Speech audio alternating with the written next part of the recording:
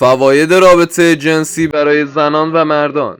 رابطه جنسی نه تنها لذت بخش، اگر به شکل درست و اصولی انجامش بدین، به عنوان یکی از مفیدترین روابطی است که مزایای زیادی برای شما به همراه داره.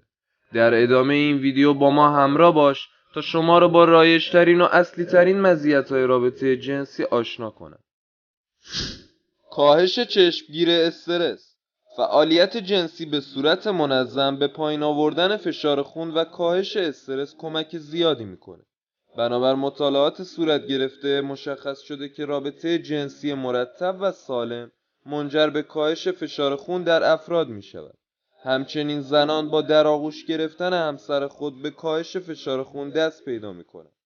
این یعنی افرادی که مشکل فشار خون دارند با داشتن رابطه جنسی سالم این مشکلشان تا حدودی حل می شود.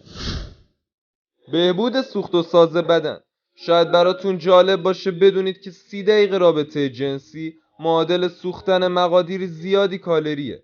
این یعنی سوخت و ساز بدن شما با داشتن رابطه جنسی سالم بهبود پیدا میکنه.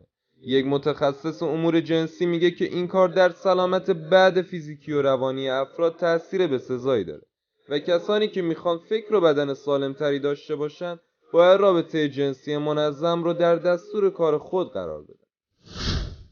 افزایش سلامت قلب.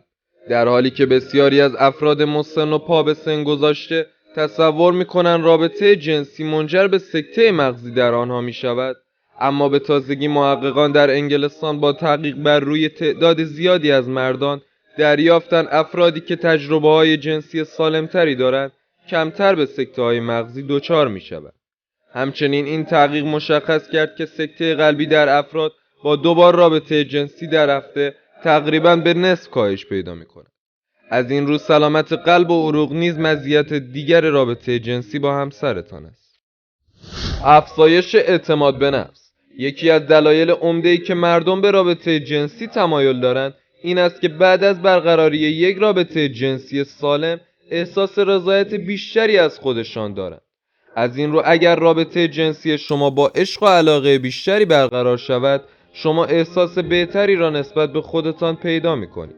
همین حس خوب داشتن زمین ساز رفع بسیاری از مشکلات است. کاهش خطر سرطان پروستات. انزال‌های به موقعی که در طول رابطه جنسی رخ می‌دهد می‌تواند خطر ابتلا به سرطان پروستات را در سنین بالاتر تا حد زیادی کاهش دهد. محققان حوزه سلامت جنسی به تازگی دریافتند که انزال 5 یا بیش از آن در هفته میزان ابتلا به سرطان پروستات را تا 1/3 کاهش می‌دهد. البته این انزال‌ها باید در قالب رابطه جنسی باشد، نه خود ارتباط. تقویت ماهیچه لگن در زنان. رابطه جنسی برای زنان یک فایده مهم دارد و اون تقویت ماهیچه لگن اوناست. انجام ورزش‌های تقویت لگن و ماهیچه‌های آن شاید کمی مشکل به نظر بیاید.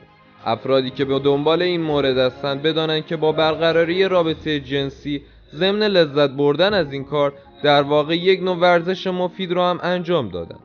این کار باعث می شود زنان در سنین بالاتر کمتر دچار بی اختیاری ادراری شوند.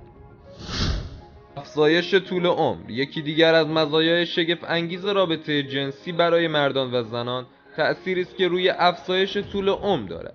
نتایج یک تحقیق نشان می‌دهد ریسک مرگ و میر ناشی از دلایل پزشکی در افرادی که دست کم 3 بار در هفته رابطه جنسی موفق و اصولی دارند در مقایسه با افرادی که تنها 1 بار در ماه رابطه جنسی تقریباً نصف می‌باشد. این یعنی طول عمر افراد هم با رابطه جنسی بیشتر می‌شود. دوستان، از اونجایی که رابطه جنسی فواید زیادی داره، تو یک ویدیو دیگه این ویدیو رو تکمیل میکنم. حمایت یادتون نره. تا ویدیو بعدی، خدا نگهدار.